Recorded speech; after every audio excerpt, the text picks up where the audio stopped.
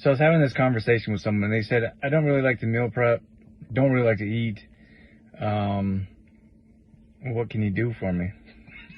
And I said, I just was honest with them. I said, I'm not like, our program is based around nutrition, exercise, accountability. Like, it's going to be pretty difficult for you to see results that you're looking for without changing your eating habits. And here's the thing, like, my message to you and to that individual is that the more adjustments you're willing to make in your life, the more results you're going to see. That's all there is to it. Your action, or rather inaction, has brought you to the place that you are. And in most cases, that's overweight, digestion issues, lack of energy, whatever that may be. And if you're not willing to make changes, then you're probably not going to see any different results.